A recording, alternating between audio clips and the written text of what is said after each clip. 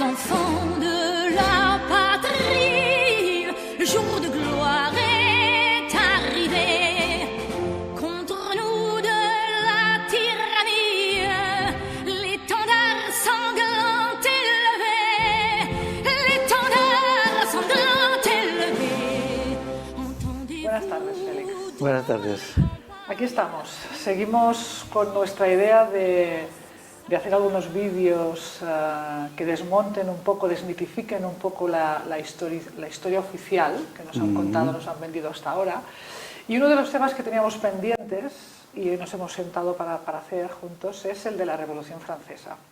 Tú has escrito varios libros de historia, entre ellos, por ejemplo, estos dos que tenemos aquí encima de la mesa, La democracia y el triunfo del Estado, y el más reciente, que es Investigación sobre la Segunda República Española. Así es. En los dos mencionas, como de pasada, en algunas 2 o 3 páginas cada uno, el tema de la Revolución Francesa. Lo mencionas, pero yo sé que tú le has dedicado mucho tiempo, mucha energía tuya, mucha investigación al tema de la Revolución Francesa, y que para ti fue importante el punto en que tú te das cuenta que no es tal como te lo habías entendido hasta entonces y cambia tu punto de vista de la historia, me parece que de manera importante. Así es. Entonces te he pedido que estés aquí hoy conmigo para compartir este punto de vista tuyo, que me parece interesante.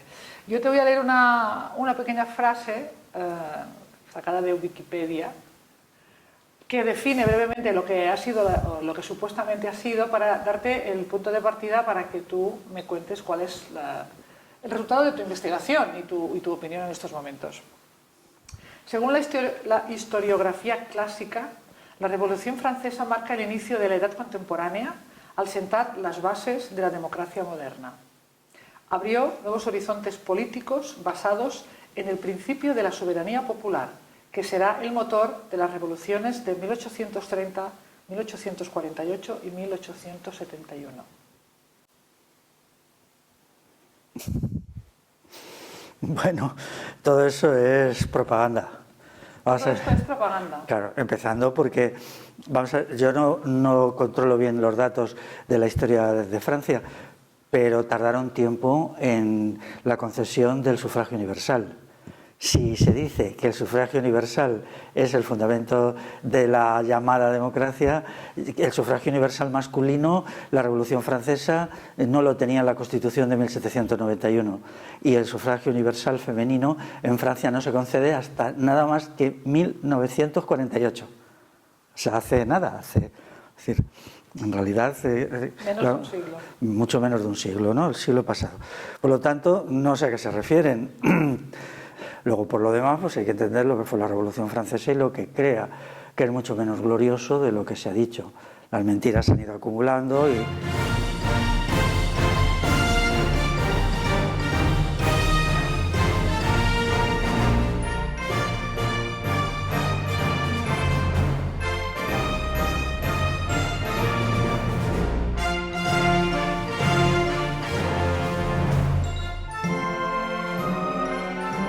Ya ha habido... ¿Cómo de revolución? Sí, como es un concepto ambiguo, la palabra revolución significa solo un cambio, pero una revolución perniciosa. La Revolución Francesa es la culminación del absolutismo. El absolutismo quería eliminar los poderes territoriales, la pluralidad de las lenguas y establecer un poder centralizado en París, y no lo logró. Sin embargo, la Revolución Francesa lo logró. En realidad, la Revolución Francesa realiza el sueño de Luis XIV. Luis XIV quería lo que la Revolución Francesa logró y él no pudo lograr, ¿no? Entonces, bueno, pues esas cosas son así, ¿no? También hay que decir que el mito de la Revolución Francesa hoy está muy disminuido. Por ejemplo, se han publicado algunos textos muy buenos sobre la carnicería de La Vendée, que es una comarca, como aquí en la península ibérica podemos decir, por ejemplo, Asturias, ¿no?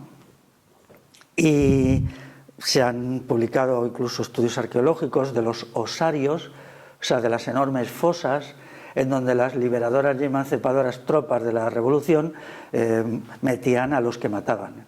Y entonces ha ido creciendo vertiginosamente el número de muertos cuando se han ido contando los huesos, ¿no? Bueno, aquella gente era monárquica, pues no sé, dijeron, era clerical, no hay pruebas. Simplemente estaba en contra de la Revolución Francesa, al principio no, luego sí. Y estaba por un motivo muy simple, que no querían ir al ejército.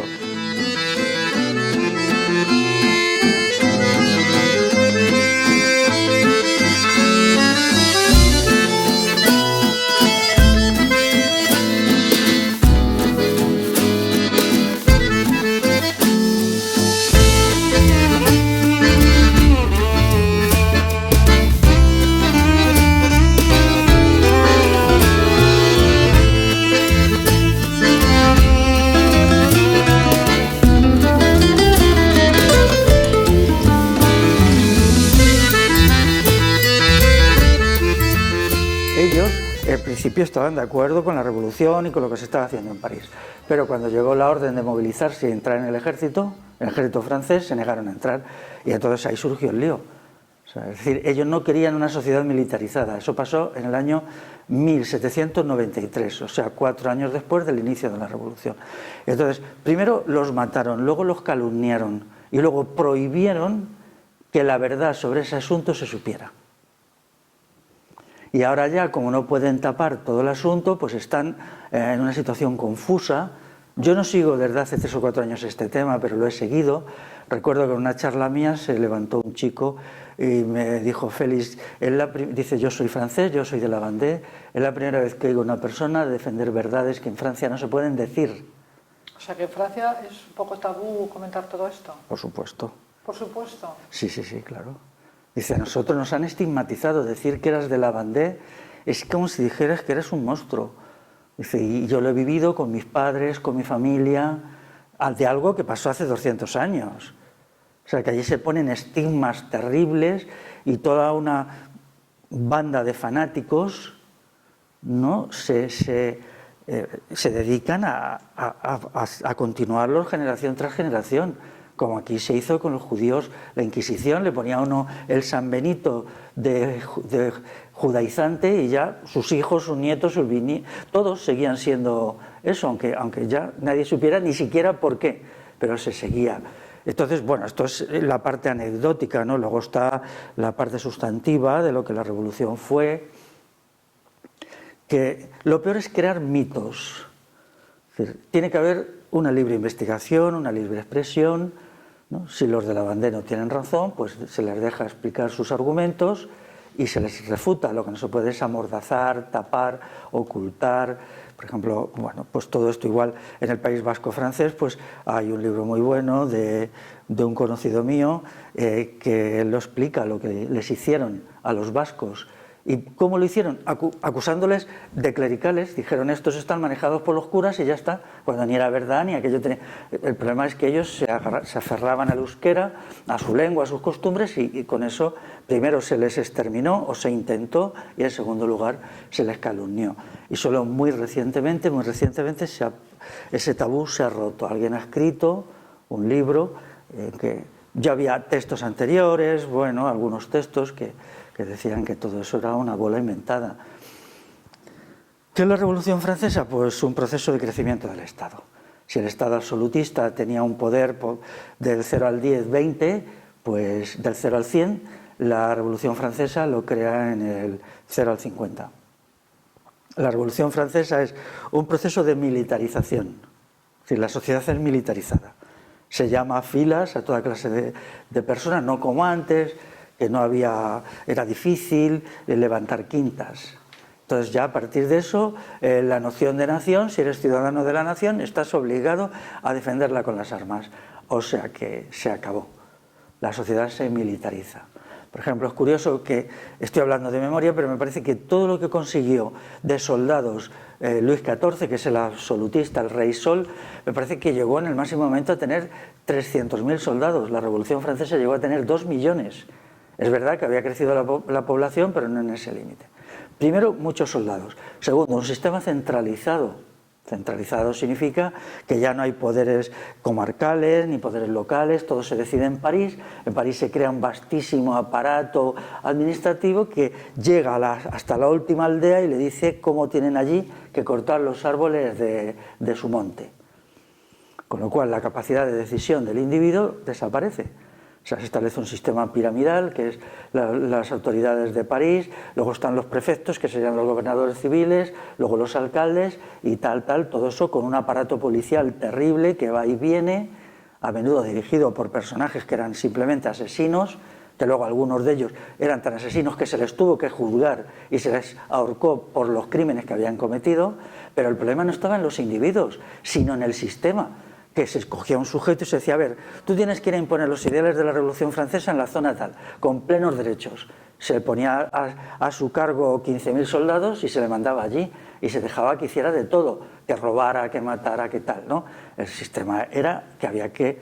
Algunos eran honrados y lo hacían con un cierto orden y la mayoría no, porque cuando te sientes con ese poder, y había algunos que eran auténticos dementes que mataban a tanta gente que luego les tenían que juzgar a ellos, pero volvían a poner a otro que lo hacía lo mismo. Lo que estaba mal era el sistema y las personas se valían del sistema. Luego está el incremento de los impuestos suben en picado, la gente tiene que pagar más y más impuestos, trabajar más y más tiempo. Si alguien tenía 20 ovejas y antes de la Revolución el Estado le quitaba 4, después de la Revolución le quitaba 8, y anualmente, ¿no? Ya hace tiempo que se refutó el mito que la Revolución entregó la tierra al campesinado. Esto ya se hizo en los años 20. Hay un historiador que dijo, no, eso no es verdad. Lo que hizo la Revolución Francesa es apropiarse del comunal y venderlo a la burguesía agraria. Menos mal, ¿no? Pero todavía yo he leído libros que siguen con esa historieta, ¿no? Luego, en París se fueron imponiendo unas bandas dirigidas por gente verdaderamente violenta, como Robespierre, que eran especies de mafias en las cuales competían con el poder contra los otros y entre sí. Por ejemplo, Robespierre pues, era un abogadillo de provincias que él en un momento se le dio el vértigo del poder, pensó que golpeando al pueblo por un lado y golpeando a sus rivales que competían podía llegar a tener poder, y lo tiene durante un tiempo. Entonces, ¿para qué usa ese poder? Para guillotinar gente. En unos juicios amañados, hasta que ya es tan delirante lo que hace, mata a tanta gente y hace tantas brutalidades que hay un sector de las élites que decide volverse contra él. Pero no lo hacen por medio de un juicio razonable con derecho a... No, lo hacen a su manera bestial, que es llegan allí un día, cuando están, mandan a unos gendarmes, Robespierre se defiende y le matan a tiros. O sea, que es que son cosas que, ¿sabes? Era todo una especie de matanzas. Este mata una temporada y luego vienen otros que le matan a él y otros que matan a los otros y así sucesivamente, ¿no? ¿Qué tiene eso de revolucionario? No sé. Yo pienso que los revolucionarios garantizarán a una persona, si es acusada de algo, el derecho a defenderse, que se pruebe el delito y que sí, ¿no? Que haya proporción entre el delito y la pena, y no una serie de bandas de gángster que se dedican a matarse unos a otros en nombre de no se sabe qué ideales que nadie entendía, ¿no?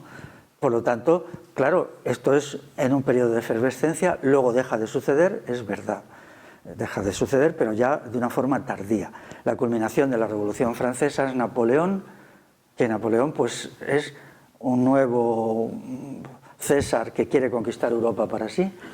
Él se basa en la obligatoriedad de servir en los ejércitos, de cobrar muchos impuestos para mantener muchos soldados, y entonces se dedica primero a conquistar Italia. ¿Qué hacían en Italia? Conquistaban un territorio de Italia, entonces Italia no estaba unificada, era un principado por aquí, otro por allá y tal, ¿no? Entonces mandaban carros llenos de lo que robaban a Francia. Robaban, una vez leí un informe de que no sé en qué parte de Italia habían robado quesos. Entonces habían llenado carros de quesos y lo mandaban a Francia. O sea, realmente, pero vamos, y hay gente que le ríe la gracia, pero vamos, esos quesos eran de alguien, ¿no? Tenían derecho los franceses a robarlos, a expoliarlos. Como aquí cuando la invasión napoleónica cargan carros pues con obras de arte, con cuadros, bueno, que algunos todavía no han vuelto, y entonces se lo llevan. con piezas de plata, de oro, y entonces montan una expedición enorme en dirección a Francia expoliando eso. Y todavía hay gente que les ríe las gracias porque es que dicen que la Revolución Francesa estaba liberando Europa. ¿Liberándola de qué? Cuando ellos eran simplemente unos expoliadores, una gente que se dedicaba... ¿Que Napoleón se entiende como el que recoge los frutos de la Revolución Francesa? Sí. Un poco, y que cuando él expande libertad, igualdad y fraternidad, es un poco esa la imagen que existe. Claro, sí, Napoleón es la culminación. Vamos a ver. Sí, Napoleón era un emperador, ¿no? Claro. ¿Qué sistema político tenemos ahí? Él, efectivamente, se hace coronar como emperador con el nombre de Napoleón I. Ya. Luego, la revolución que había dicho que iba a eliminar a los reyes, crea un nuevo rey. Ajá. Y no se convierte en una dinastía permanente porque pierde la guerra. Pierde la guerra, es derrotado sobre todo en España y Rusia, y a partir de ahí, por ejemplo, su entrada en España es un genocidio. Él hace una política de genocidio, de matar gente y territorios que los devasta. O sea, mata a toda la población, destruye los medios productivos y los deja arrasados. Luego vienen otros y dicen que es que los que se oponían a Napoleón eran clericales que defendían al clero.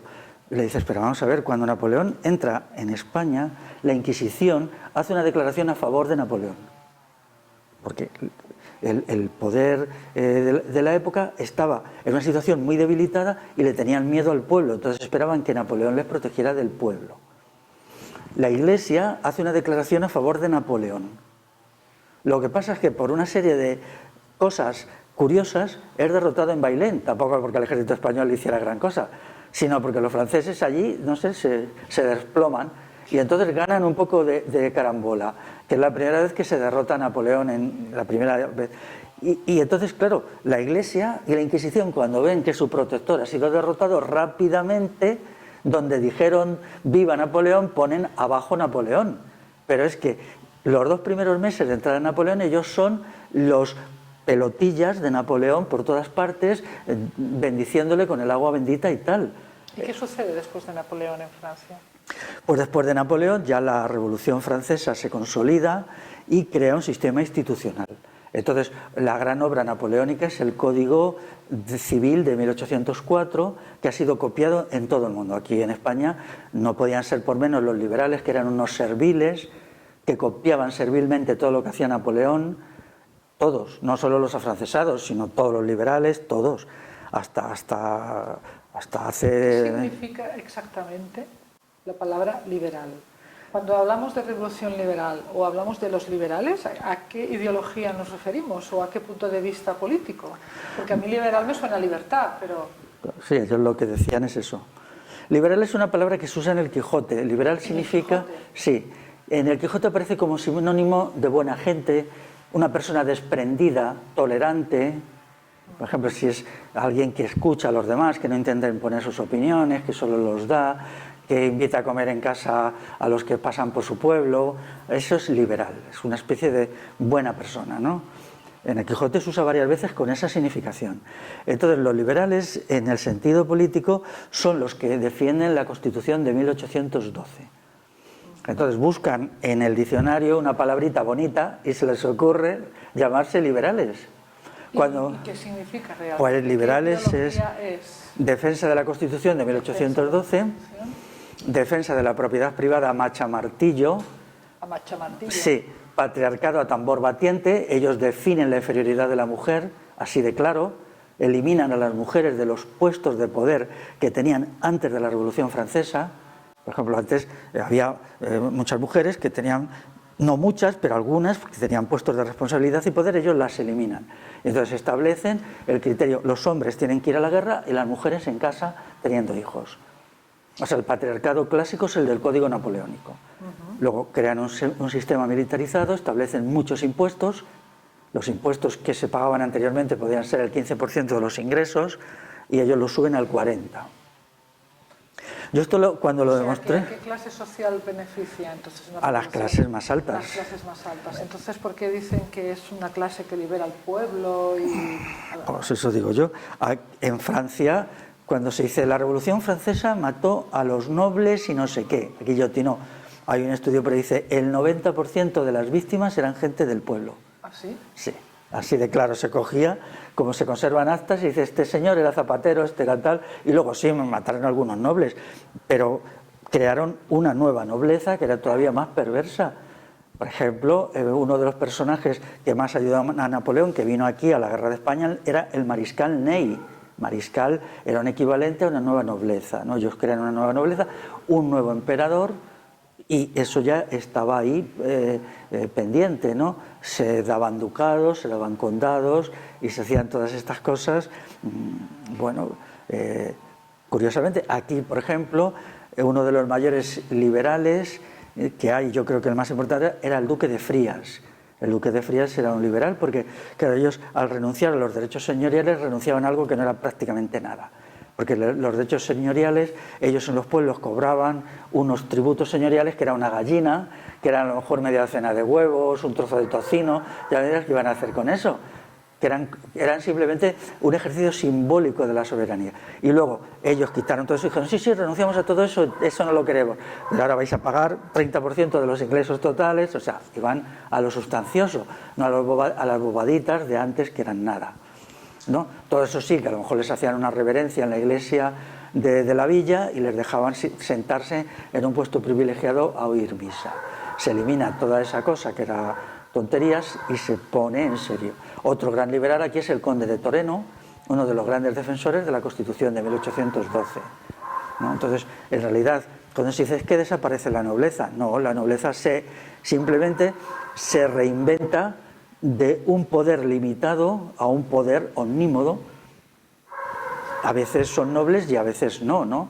Pero, bueno, quien más había insistido, por ejemplo, en España para acabar con los privilegios de la nobleza era la Marina de Guerra. Había un argumento, decía, vamos a ver, si solo pueden ser oficiales de la Armada aquellos que tienen un título de nobleza, la flota española siempre será derrotada por los ingleses, porque la nobleza española no proporciona suficientes oficiales como los que se necesita un imperio como el que entonces tenía. Luego lo que hay que hacer es abrir escuelas de marina a todo el mundo y el que sepa matemáticas, que sea artillero y tal.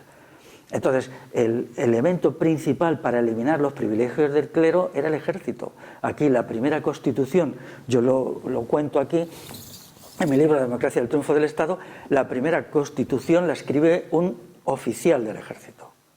Y ellos eran los que estaban promoviendo la igualdad ante la ley, porque la igualdad ante la ley significaba que se abrían las academias militares a toda clase de gente, y no solamente a los nobles, que eran muy pocos, y además gente bastante degenerada, porque, bueno, era una cosa tremenda, ¿no? Entonces, la resultante de eso es que en Francia se crea un militarismo implacable, que bueno, arrasa Europa y arrasa Francia. Se cuenta una anécdota que Napoleón hace una visita ya cuando llevaba un montón de años de guerra a una ciudad que no recuerdo del sur de Francia.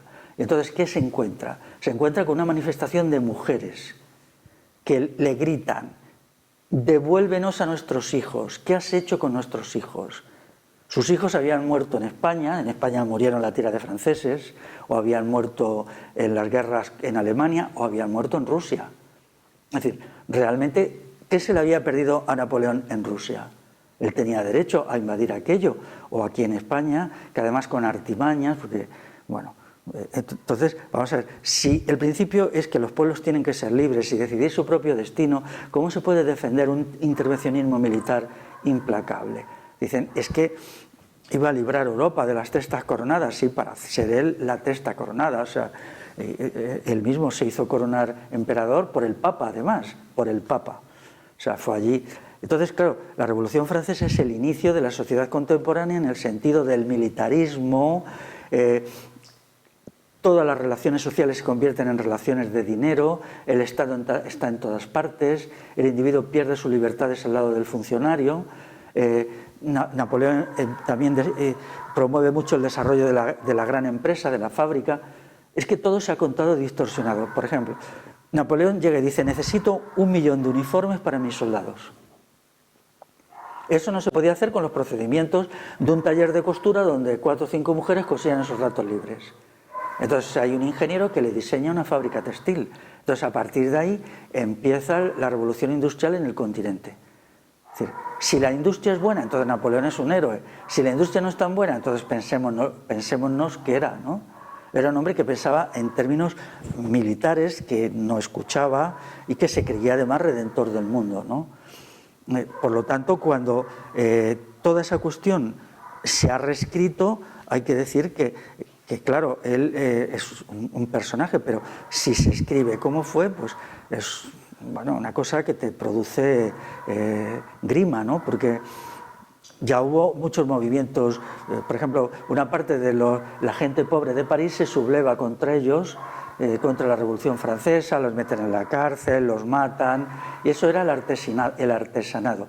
No recuerdo el nombre de esta gente, pero fue un movimiento importante, bueno, y sobre todo en el campo, pues las matanzas eran continuas, llegó a haber docenas de rebeliones campesinas. ¿Qué hacen los escritores de libros a tanto la línea? Les ponen la etiqueta clericales, ya está. Como son clericales los podemos matar, pero un momento, sean lo que sean, tendrán unos derechos, tendrán que ser incluso, ¿no?, perseguidos y reprimidos de acuerdo a una norma, que no sea un matón que habéis buscado por ahí, le habéis puesto 5.000 soldados a sus órdenes y lo habéis mandado a no se sabe dónde a que meta en cintura a unos campesinos que siempre se sublevaban por lo mismo. No querían mandar a sus hijos al ejército, no querían que le cobraran tantos impuestos y no querían que las autoridades de la capital de provincia se inmiscuyeran en su vida más allá de un punto. Siempre era lo mismo, siempre. Hay un detalle, fíjate, no me resisto a esta anécdota, que es la guerra de la Vendée, que es el mayor levantamiento campesino, que estaba dirigido, por cierto, por un hombre que era carrero, o sea, construía carros, o sea, y él era el jefe elegido en asamblea por los vandeanos, se les llama así a los de la Vendée. Y entonces se reúnen, ya están vencidos, tienen un gran río detrás y las tropas republicanas les están empujando desde el sur y a sus espaldas tienen un río. Entonces se plantea la siguiente cuestión. Tenemos, dicen, unos 10.000, me parece que fueron 10.000 soldados republicanos prisioneros. Cuando los republicanos nos hacen prisioneros a nuestra gente, la matan. Pero nosotros tenemos 10.000 soldados. Entonces, ¿qué hacemos? ¿Hacemos lo mismo que ellos? Es decir, cogemos a esos 10.000 y los matamos.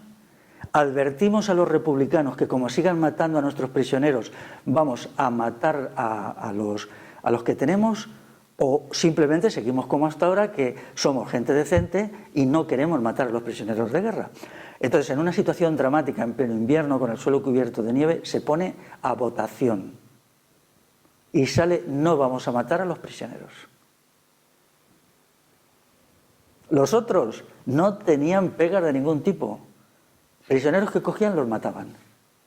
Efectivamente, los vandeanos son derrotados, intentan cruzar ese río que me parece que es el Loira cuando está helado, parte del río se hunde, los franceses, los republicanos les cañonean y bueno, es una carnicería porque huía todo el mundo, mujeres, niños, ancianos, enfermos en carretas, huían de las tropas republicanas que venían del sur, pero no hay una decisión de responder a la violencia ilimitada de los republicanos con otra violencia ilimitada. Pero dicen, bueno, los prisioneros se quedan ahí, si podemos les damos de comer y si no, pues es que esto ya es el desastre, estamos en huida y sálvese el que pueda, ¿no? Cuando hubiera sido muy fácil decir, bien, asignamos 500 hombres a que pasen a cuchillo a los 10.000 que tenían. Entonces, es uno de los rasgos de la modernidad que luego hereda el nazismo, que es la creencia que en beneficio de una victoria se puede hacer cualquier transgresión ética. O sea, no hay leyes de la guerra, que son leyes que existen desde el tiempo de los romanos. Por ejemplo, Napoleón cuando quería, pues hacía verdaderas tropelías, él decidía vivir sobre el terreno, sus tropas. Entonces eso significaba un saqueo permanente. Se llegaba a un pueblo y decía, necesitamos tanto trigo, tanta cebada, tanto queso, tanto vino. Tenéis 48 horas para entregarlo y si no, os pasamos a saqueo. O sea, dejamos a los soldados que se lo apropien. La gente se aterrorizaba y daba lo que tenía y a veces lo que no tenía. Cuando eso no es así, un ejército debe de vivir de lo suyo y no de saquear a la población civil. Se supone que hay unas leyes de la guerra que deben ser respetadas, ¿no? Y entonces esas leyes no son respetadas y todo eso hay una gente progresista y moderna que lo ha defendido, ¿no? según un criterio de como somos el bien podemos matar a quien queramos. No, no, eso no es verdad. Somos el bien si actuamos decentemente. Bien. Claro, y esa cuestión, bueno, pues de ahí se hereda todas las prácticas de la Revolución Rusa, que es lo mismo, es decir, no como nosotros vamos a proporcionar un paraíso sobre la tierra a la humanidad, podemos matar y matar. ¿La Revolución Rusa es más de lo mismo? Claro, todo el modelo suyo está basado en la Revolución Francesa. Los jefes de la Revolución Rusa estudiaban minuciosamente todo para ver cómo lo habían hecho los revolucionarios para copiarlo, cuando realmente la Revolución Francesa es el antimodelo. O sea, ellos hicieron lo que no hay que hacer. Y aquí incluso en la Guerra Civil los republicanos seguían con esa historieta en la cabeza, ¿no? Intentando negar hechos fundamentales, ¿no? Como que las matanzas, por ejemplo, bueno, los conflictos entre ellos, feroces, que se mataban unos a otros continuamente, la arbitrariedad, la brutalidad, la falta de respeto por la gente. Entonces, de ahí es donde ha salido el mundo moderno. Entonces, ¿quién ha escrito la historia? Pues la historia la han escrito, se ha dicho cientos de veces, los vencedores, ¿no? Vamos a ver, Francia, antes de la Revolución Francesa, estaba siendo derrotada por Inglaterra. Inglaterra les había ganado en varias guerras. Y ellos hicieron como un movimiento de regeneración para crear un aparato militar muy potente. Y eso es la Revolución Francesa, nada más. Orquestada, entonces. Sí, desde arriba, claro. Eso es todo. Quien le busque implicaciones liberadoras, que no, fue un proyecto para decir, jo, Francia nos está comiendo, literalmente, en las colonias, en Canadá, en la India. Los ingleses les expulsaron de Canadá, de la India, y entonces tenemos que hacer algo para reclutar más soldados, tener más barcos de guerra y tal.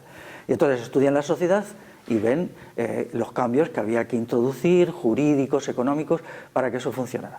Y lo peor de todo es que aquí los liberales les copian también, con la peculiaridad de que mientras la Revolución Francesa en Francia funciona según sus fines, es decir, que es verdad que lo convierte en una potencia, aquí se encuentran con una resistencia tan desesperada de la población que fracasa. No, aquí no hubo ningún liberal que, yo no recuerdo ninguno, que dijera, un momento, vamos a ver, aflojar el tono. No pretendáis tratar a la gente como si fueran esclavos. El único que lo dice es Joaquín Costa, pero ya es a finales del siglo XIX. Joaquín Costa, que no era ningún angelito, era un reaccionario tremendo, pero él dice, claro, si tratáis así al campesinado, no esperéis que sean buenos soldados, que crean en el Estado, lo que tenéis son enemigos, no pagarán tributos, verán a Madrid como un sitio espantoso donde ellos no quieren ir. Darles un poquito de cuerda para que reconciliarse las instituciones y la gente, claro, porque ellos llegaban a los sitios, por ejemplo, no sé, por ejemplo en Vizcaya, llegan y dicen, bueno, en aplicación de la Constitución de 1812, el señorío de Vizcaya desde mañana es una parte de España. O sea, el señorío de Vizcaya tiene unas leyes propias que son del siglo XV y que siempre se han respetado. Entonces llegan esta gente y 400 años después, por el ordeno y mando, dicen que de repente los vizcaínos son españoles. Claro, la gente pasar de ser vizcaínos a ser españoles en 24 horas, claro, que todo el mundo se quedó así. O sea, nos han cambiado nuestras leyes, todo el fuero de Vizcaya, han impuesto cosas que no entendemos y encima tenemos que besarles la mano y estar agradecidos. Al principio no pasó nada, es decir, nadie se sublevó, pero claro, eso llevó directamente al carlismo, porque ¿con qué han contado? ¿Han contado con nosotros? ¿No tenemos nosotros las juntas de Guernica para autogobernar el señorío? ¿Qué autoridad tienen ellos para hacer esto? Entonces todo esto fue agriando la situación y la gente, pues claro, cuando ciertamente se podía haber hecho de otra manera, decir, bien, vamos a convocar las juntas generales del señorío, vamos a proponerles que se acerquen a la legislación. No. Llegaba al oficio, que era el documento, y se lo leían a la gente. Ya está.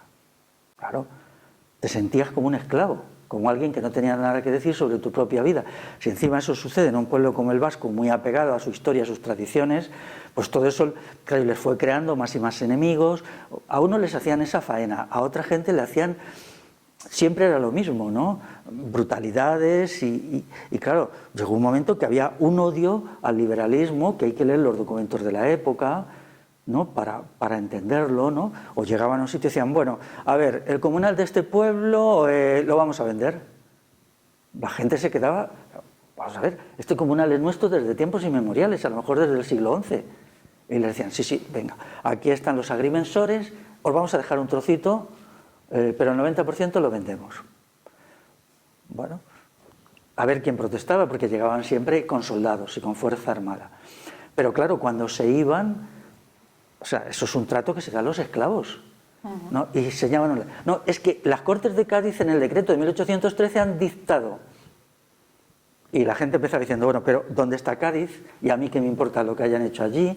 O sea, toda esa serie de cuestiones que, claro, en Francia consiguieron, yo no entiendo muy bien por qué, arrasar. Aquí no. Aquí no. Y esa es la diferencia. O, por ejemplo, cuando dijeron... Es el problema de España. Claro, todas las escuelas enseñarán en el idioma castellano. Aquí hasta entonces en Cataluña se había enseñado en el idioma del país, o sea, en catalán, y había una escuelita en el pueblo y tal y cual, que a lo mejor la llevaba el sacristán del pueblo porque era la persona culta que enseñaba a leer a unos pocos niños, no a muchos, y niñas también a veces. Pero de repente les decían que ya no podían enseñarles en catalán. Entonces, claro, fue una carga de ofensas continuadas que la gente en un momento dijo, bueno, ya está bien, con una arrogancia. Recuerdo una vez que eso pasó, fíjate, en Alcalá de Henares, ¿no? Alguien se opuso a los liberales, a una tropa que ellos inventaron de lanceros. Entonces, alguien les gritó, los insultó en la plaza a los liberales. Y entonces, estos tíos fueron detrás del caballo para atravesarle con una lanza y él se metió en una iglesia y entraron a caballo detrás del otro en la iglesia a atravesarle con la lanza. Bueno, a la gente aquello le pareció una falta de respeto, ¿no? Porque, bueno, pues si se ha metido allí, por lo menos bájate del caballo, no te metas con el caballo dentro de una iglesia, ¿no?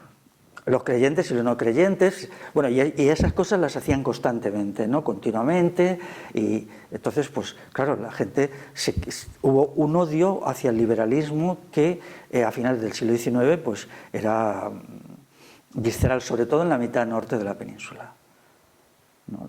La mitad sur fue, quizá protestó menos por razones históricas y que luego llevó a las guerras carlistas. Las guerras carlistas tienen un problema, que disiparon una enorme cantidad de riqueza, de gente, que, claro, luego dicen, el problema de España. Claro, ¿cómo España va a ser una potencia si habéis matado a 200.000 hombres en una guerra y os habéis gastado una pasta, habéis endeudado al ejército? ¿No hubiera sido mejor que en vez de ser tan prepotentes y tan matones, hubierais escuchado un poquito a la gente? Aunque sea solo por un acto formal, de consultarlos, pues no. Y entonces, claro, cuando acaba el siglo XIX, hay la famosa reunión de potencias europeas en Berlín para decidir cómo se repartía el mundo. Me parece que es en 1883, y no invitan a España, porque España era un enfermo, no tenía fuerza para nada. ¿Hubo una reunión para repartirse el mundo? Sí. Así tal cual. Sí. Entonces decían, bueno, pues los franceses se quedan con la Conchinchina y los alemanes con Namibia. Sí, así era la cosa. Y entonces los españoles dicen, ya a nosotros nos han invitado. Claro, porque vosotros no habéis entendido cómo son aquí las cosas. Y entonces, como no habéis respetado a la gente, ¿no? Y siempre pegando las etiquetas, clerical, que eso era todavía más indignante, porque nunca se ha probado que aquí el afecto por la religión fuera más allá que unos actos rituales que tenían una importancia limitada, ¿no? Y luego, pues el clero, pues bueno, cuidado, el clero que se meta, como le decían, usted, señor cura, métase en sus asuntos, que es hacer la misa y todo eso, y déjenos a nosotros decidir nuestras vidas, ¿no? Entonces, pues la Revolución Francesa, en conclusión, ha significado un modelo autoritario de cambio social despótico que no puede ser seguido. Y ahora tenemos que buscar vías que no sean autoritarias, que no sean revoluciones desde arriba, basadas en la fuerza militar, en la imposición. ¿Ha habido alguna vez alguna revolución que realmente haya surgido del pueblo y que no haya sido impuesta desde arriba? Porque cuanto más te conozco, más descubro que las revoluciones no son lo que nos han contado. Bien, si no la ha habido, puede haberla, quizá en algún momento hay que ser... Pero yo creo que la ha habido. Yo tengo ahora un texto sobre cómo fue la revolución de la Alta Edad Media a partir del levantamiento Bagauda, y allí no suceden estas cosas y se consiguen avances formidables, por ejemplo, la eliminación de la esclavitud. Tu época es la Edad Media, realmente. Bueno, yo ahora quiero que mi época sea el futuro. El futuro. Sí, yo ya he acabado con mi parte histórica, pero vamos a ver, mira, yo durante mucho tiempo leía cosas, yo me dediqué 3 años a estudiar la Revolución Francesa, o dos, y estaba dudoso, la apoyo, la rechazo, la apoyo, la rechazo. Entonces, ya cuando leía unos textos de lo arrogantes que eran, de las formas brutales con que trataban a la gente, fue una tarde de repente dije, no, no la voy a apoyar. Yo no había publicado ningún libro, fue una decisión culminante, decir, no. Y ahora ya la voy a ver con ojos críticos. Y seguí unos meses más leyendo hasta que dije, ya no quiero saber más de esta historia. Ya la he aclarado y yo ya tengo este asunto zanjado. Y luego leí un libro sobre lo que hizo en la parte norte de Euskal Herria, del País Vasco, de un autor que, bueno, pues somos por lo menos conocidos, se llama Esparza Zabalegui. Y él, bueno, pues cuenta todo lo que hicieron, el terrorismo, la violencia, la brutalidad y el genocidio, ¿no? Una vez que estuve con Esparza, así le llamamos los amigos, pues le dije, tienes que hacer todavía un estudio particular de esto, más completo, que sea más completo. Pero bueno, él se echó a reír y hasta ahora no lo ha hecho. ¿No? Estos estudios son muy duros de hacer, te llevan mucho tiempo y a veces uno no tiene ganas de historias, ¿no? Más que revoluciones son antirrevoluciones. Por ejemplo, los nazis también siguen el modelo de la revolución, y Mussolini sigue el modelo de la Revolución Francesa. Mucho más cuando en su origen la Revolución Francesa no era un sistema parlamentarista, porque la Constitución primera solo ofrecía el voto al 16% de la población masculina. Luego es verdad que se amplía en la Constitución jacobina, luego se les vuelve a quitar a los hombres, pero bueno, todas esas cosas son... Y respecto a la mujer, pues yo tengo un libro sobre el asunto que explica lo que hizo el Código Napoleónico. El Código Napoleónico es el patriarcado tal cual. O sea, la legislación. Sí, pero empeorado incluso. Empeorado. ¿No? Sí, porque el derecho romano con todo dejaba como una ambigüedad para que las matronas pudientes pudieran manejar sus dineros y sus propiedades, pero eso no es... El hombre manda, la mujer obedece, el hombre en la parte positiva, la mujer simplemente en la parte pasiva, bueno, y ya está. Gracias. ¿Alguna cosa te ha quedado en el tintero sobre la Revolución Francesa? Sí. ¿Así? Que tenemos que prescindir de ese modelo, que ese no es el modelo. Que todos los que le han copiado la Revolución Rusa, las revoluciones antiimperialistas, no hay revoluciones desde arriba, no hay revoluciones desde el Estado. Las revoluciones son fenómenos de la base popular, o son así o no son nada. Es que nos la han vendido como desde la base, ¿no? No sé, yo cuando estudiaba en el instituto, el libro de texto explicaba que era el pueblo que se había alzado el día de la Bastilla, el día de la toma de la Bastilla, y habían cogido a los reyes para guillotinarlos y ya está, y poco más te explican, ¿no? Y que a partir de entonces todos somos libres. Como estamos viviendo ahora nuestra libertad. Como se puede ver. Mira, ¿no? El sitio más horrible de la historia donde se explican las mayores mentiras sin cortarse es en la enseñanza media.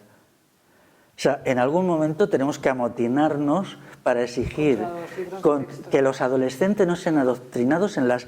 Yo donde he visto las mayores majaderías, incluidos algunos errores de bulto, ¿no? de situar en una fecha equivocada un acontecimiento decisivo o en un punto del mapa que no es el suyo, cosas así que son ya errores vulgares. Bueno, lo que se cuenta a los adolescentes de todos los acontecimientos históricos tiene casi ninguna conexión. Bueno, debe de haber un comité que son los que seleccionan esos libros, ¿no? Solo con ir contra ese comité ya a lo mejor no sería suficiente. Pues sí, en algún momento por higiene, en algún momento se tiene que hacer, tenemos que exigir que den la cara, porque yo no sé quiénes son, claro. Decirle, a ver, ¿quién ha hecho estos libros? Claro. Venga, porque salir aquí a la luz. Haya el gobierno que haya, por lo menos aquí en España, sea de derecha, sea de izquierdas, eso no cambia en los contenidos, porque luego sí que hacen diversas reformas a nivel educativo, pero los contenidos siguen siendo los mismos. Por ejemplo, ¿cuándo veré yo un libro de enseñanza media que diga que la Revolución Liberal Española roba a las clases populares rurales unos 14 millones de hectáreas del comunal? Yo quiero verlo escrito. Quizás sería un poco peligroso. 14 millones de hectáreas. Hay que tener en cuenta que hoy se hace agricultura en 19 millones, ¿no? O que reconozcan que los sistemas de autogobierno por asambleas existían y funcionaban en las aldeas. Ya eso sería un avance, nada de eso, todo eso se pasa como por un trapo y se van dejando, pues, que vivían en la miseria. ¿Qué miseria? A ver, decidme cuando vivían en la miseria, salvo cuando el liberalismo le puso unos impuestos devastadores a partir de 1850, ¿no? Entonces, bueno, pues, porque luego hay estudios particulares que son bastante buenos, ¿eh? Por ejemplo, aquí en Cataluña hay una mujer que lleva Voz clamando en el desierto, que se llama Rosa Congós, explicando que aquí ha habido comunal, que el comunal se expolia por las leyes españolas liberales. Esa mujer lleva diciéndolo muchos años. Solo muy recientemente ha habido algunos autores que han admitido que tiene razón. Pero durante años ella lo decía y nadie le contestaba, cuando todos sabían que estaba diciendo la verdad. Pero claro, si un profesor da apoyo, pues entonces se ve en su situación de que es una pestada, que puedes hacer unos cuantos libros que te leen muy pocas personas y que no medras, ¿no? Ahora tenemos el libro de David Algarra sobre el común catalán, que estas cosas las desvela. Y así todo, bueno, pues hay otros acontecimientos históricos que están igual, incluso más falseados, más manipulados. En general yo creo que yo no sé si se debía enseñar historia en la educación. A lo mejor la historia... Si se debería enseñar historia. La historia se debería dejar a la iniciativa de la gente, ¿sabes? Entonces entraríamos en el debate de qué es lo que se debería de enseñar, porque claro... A mi entender no se debería enseñar casi nada, porque todo lo que hacen es tropelías y además les matan el gusto por el saber. Yo recuerdo a veces que he hecho charlas sobre historia. Me acuerdo una vez en un sitio que empezó la charla a las 7:30 y eran las 3 de la madrugada y seguíamos en el debate.